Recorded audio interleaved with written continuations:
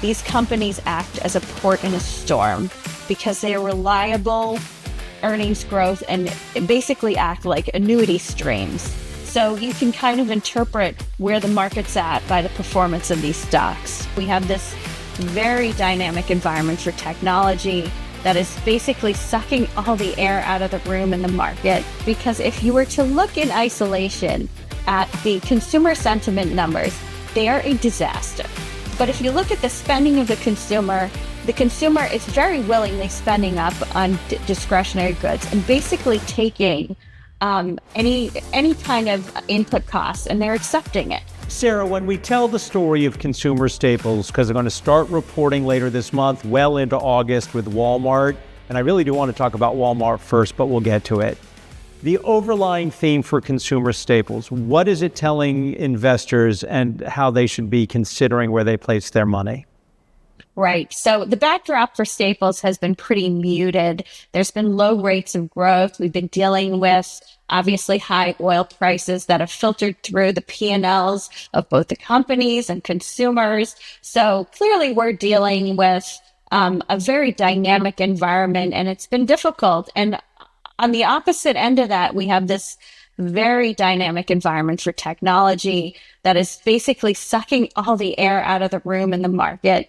And, on days when the outcome of the technology sector and energy looks less visible, these companies act as a port in a storm because they are reliable earnings growth and basically act like annuity streams. So you can kind of interpret where the market's at by the performance of these stocks.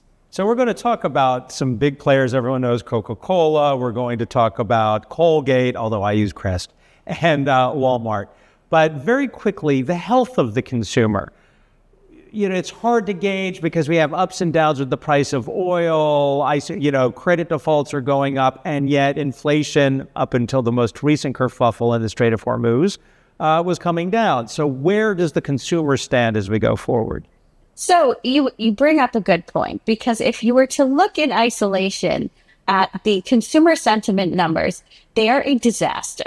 But if you look at the spending of the consumer is very willingly spending up on discretionary goods and basically taking any kind of input costs, and they're accepting it. So whether or not you are successful in attracting the consumer is all dependent on how innovative your products are and how excellent of a narrative you are creating around what you're selling. Because basically we continue to be at full employment. Consumers, especially on the high end, are feeling pretty flush. Real estate prices are still up, although they've leveled off. And the stock market just continues to be relentless. So, the wealth effect is fully in effect. And at full employment, consumers are willing to grumble about it, but they are willing to spend money. So let's talk about some of the names that are going to be reporting. Coca-Cola is out on July 30th. That's next week. I am a Coke drinker. I'm not the Pepsi generation. But in your notes to us, you talked about a company I didn't even know that Coke was part of, and I'm looking at the notes right now, Fairlife.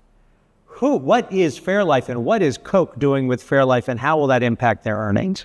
So Fairlife is so interesting because it was a very prescient acquisition for Coke years ago. It seemed to be not sort of jiving with the rest of the portfolio of these carbonated sweetened beverages, but it actually is filling a void in the protein beverages trend that is so hot right now, with the advent of GLP-1 use and just people wanting to replace meals with high protein drinks. Fairlife is a filtered milk product. It's a brand, and it has three main product lines, which is this core power performance nutrition shakes, Fairlife Ultra Filtered Milk, and Nutrition Plan Health Shakes.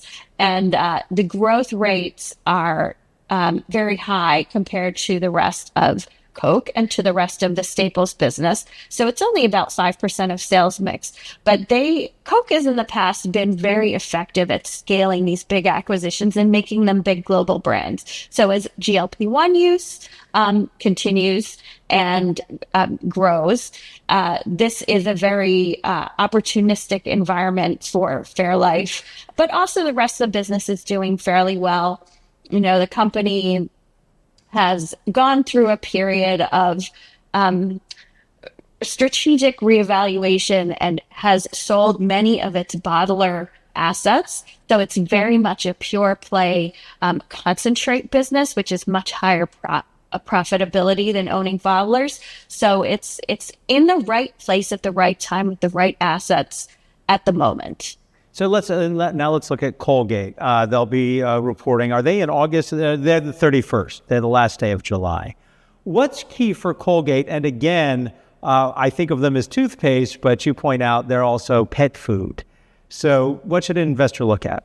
So what I don't think is fully transparent to investors is how oriented Colgate is to these industrializing developing markets where people are starting to care about their teeth.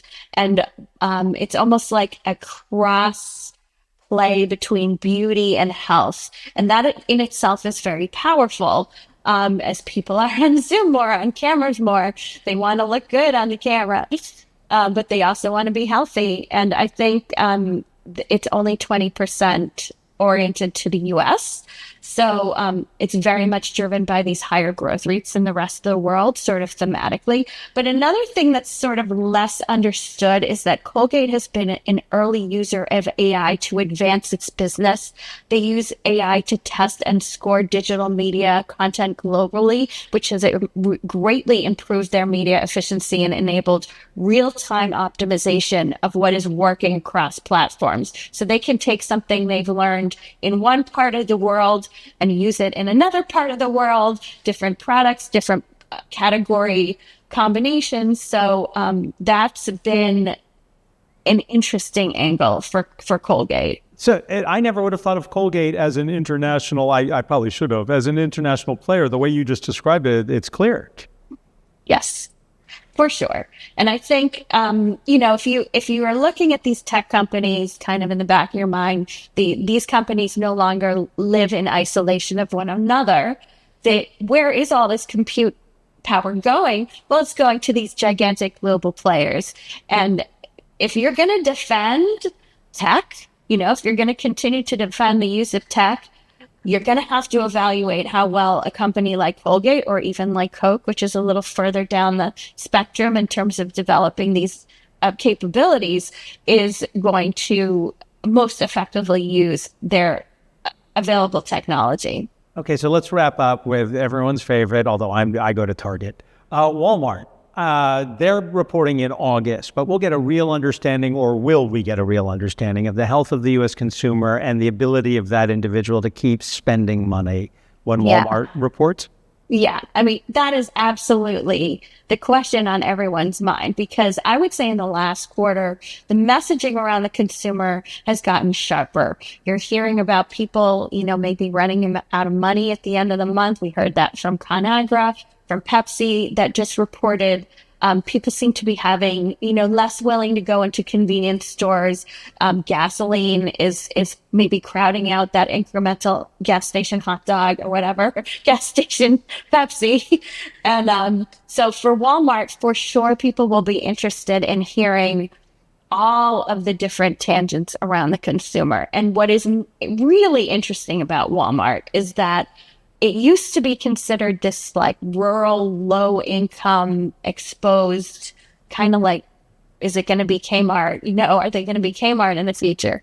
No, they actually invested really hard in their technology assets. And because of that, they were exactly trend right with the types of investments that attract a higher income consumer. The ability to harmonize the inventory online, digitally, and physically. Now with all of this transparency, consumers are attracted to the lowest price, especially on anything commoditized. So that is Walmart's bread and butter. You are buying coffee, you're buying apples, you're buying whatever. You're searching for your basket is 30% lower at Walmart.